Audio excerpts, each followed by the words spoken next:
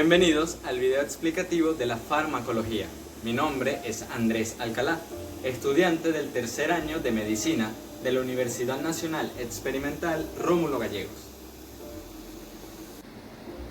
La farmacología es la ciencia que estudia las propiedades de los fármacos y el efecto fisiológico que estos producen en el organismo, ya sea terapéutico o adverso. Cuando hablamos de un medicamento, debemos tener en cuenta que este está compuesto por el fármaco, que es el principio activo responsable del efecto terapéutico o adverso, y los excipientes, que se encargan de mantener en óptimas condiciones al fármaco para que éste llegue al órgano diana y poder realizar su efecto terapéutico. Los excipientes pueden realizar un efecto adverso, pero nunca realizar un efecto terapéutico. Para su mejor comprensión, la farmacología se podría estudiar en dos bloques: la farmacocinética y la farmacodinámica.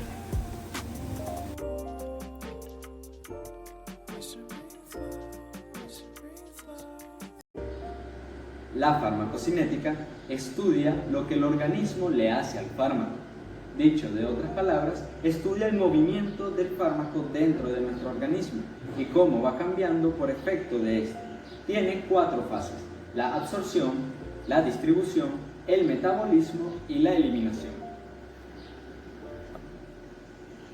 Antes de estudiar la interacción que tiene el fármaco con nuestro organismo, este debe entrar al cuerpo y lo hace a través de las vías de administración. Existen 2 vías de administración: la vía enteral o digestiva y la vía parenteral o no digestiva.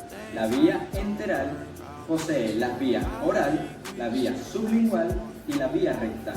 Y la vía parenteral posee la vía intravenosa, la vía intraarterial, la vía intramuscular y la vía subcutánea.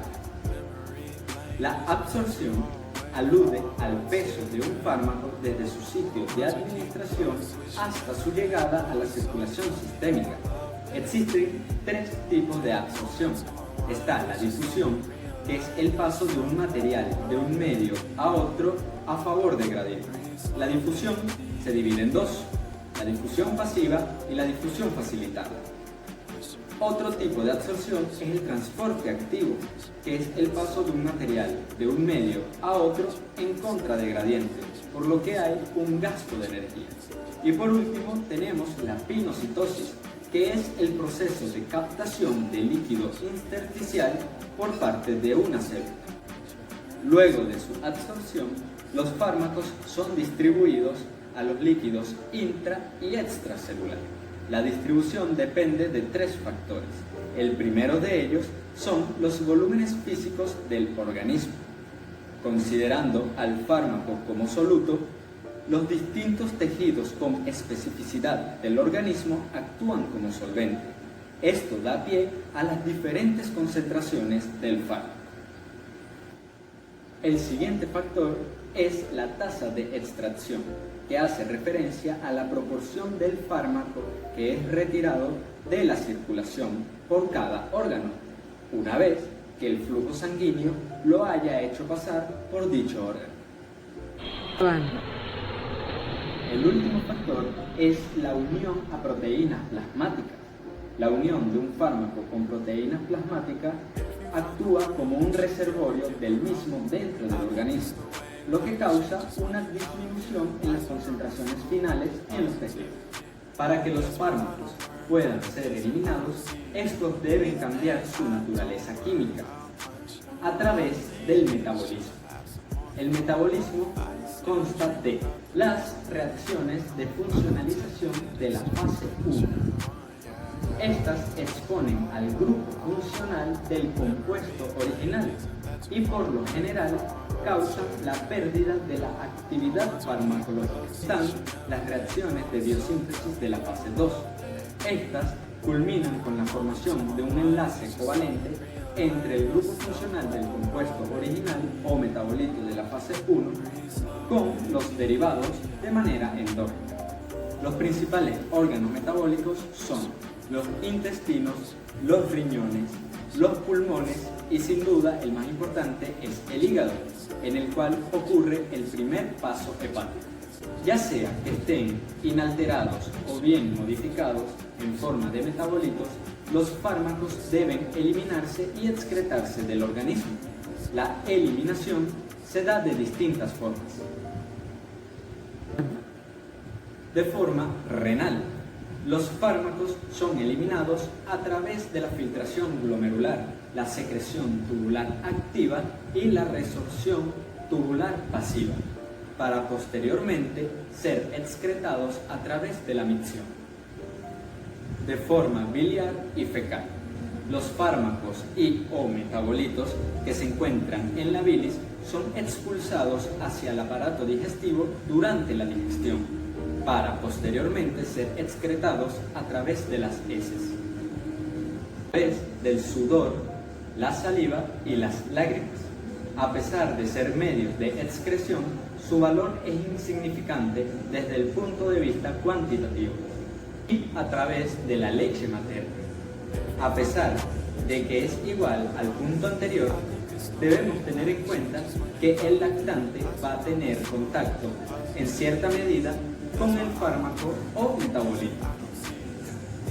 En la farmacocinética también se utilizan parámetros. Los más comunes son la concentración máxima en sangre, que como su nombre lo dice, es la concentración total del fármaco que circula en la sangre. También tenemos el índice terapéutico, en el cual se encuentra la concentración mínima eficaz y la concentración máxima tolerable. Y por último tenemos la biodisponibilidad, que la biodisponibilidad es el porcentaje total del fármaco que llega intacto al órgano diana. Muy bien, una vez culminada la explicación de la farmacocinética, entraremos con la farmacodinámica. La farmacodinámica estudia la potencia del fármaco dentro del organismo. Dicho de otras palabras, estudia la capacidad que tiene un fármaco de producir una respuesta en el organismo y los mecanismos de acción que va a producir. Los fármacos pueden causar distintos efectos en el organismo. Estos se pueden clasificar en efecto primario, es el efecto terapéutico deseado. Efecto placebo, son manifestaciones que no tienen relación alguna con una acción terapéutica. Están los efectos indeseados, que como su nombre lo indica, son efectos no deseados con la misma dosis con la que se da un efecto terapéutico. Este se puede dividir en dos.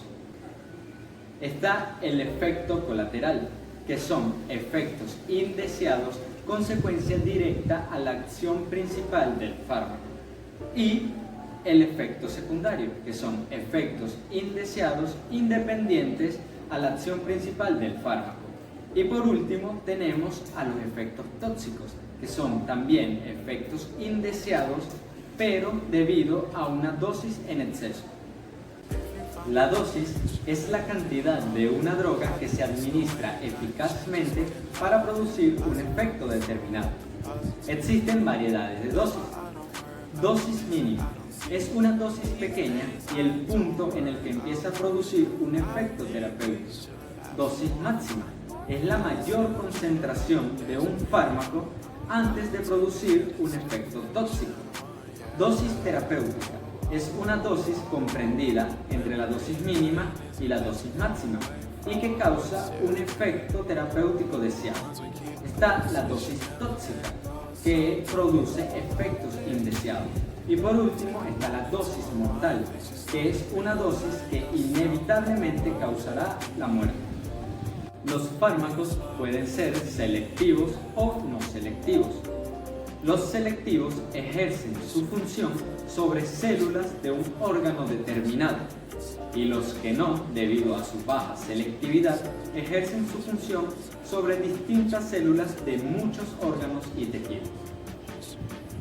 La mayoría de los fármacos ejercen su acción en una célula en virtud a su reconocimiento de un receptor sobre la superficie celular. Según esto, los fármacos se pueden dividir en agonistas y antagonistas. Los agonistas cumplen su función combinándose y estimulando al receptor, Estos, a su vez, se subdividen en completos, parciales e inversos. Y los antagonistas producen su efecto farmacológico bloqueando a los receptores y son capaces de reducir o abolir el efecto de los agonistas. Estos, a su vez, se subdividen en competitivos y no competitivos. La interacción entre el fármaco y el organismo se define por la afinidad, que es la capacidad del medicamento de establecer una unión estable, y la actividad intrínseca, que es la eficacia biológica del complejo fármaco-receptor en producir una mayor o menor respuesta celular. Algunas de las acciones que ocurren en nuestro organismo por efecto de un fármaco son el control de los canales iónicos. El contacto con receptores asociados a canales iónicos aumenta la permeabilidad de la membrana y la conducción de iones, facilitando su despolarización. La formación de segundos mensajeros. Al formarse los segundos mensajeros, se acoplan a una proteína G que activa enzimas que transducen señales que inducen efectos funcionales sobre las células. La actividad enzimática intrínseca. Cuando un fármaco se une a su receptor, tiende a ejercer control directo sobre la fosforilación de proteínas celulares, modificando la estructura conformacional de dicha proteína. Y por último tenemos el control de transducción.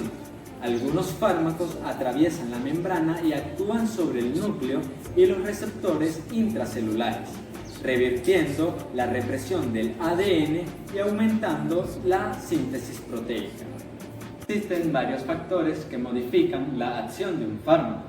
Entre estos están los factores fisiológicos, como la edad, el sexo, la raza, la genética, entre otros. Los factores patológicos, como el estrés, la insuficiencia renal, las cardiopatías, entre otros. Los factores farmacológicos, como las dosis, las vías de administración, la posología. Y por último, los factores ambientales, como las condiciones climáticas y los fenómenos de toxicidad de grupo.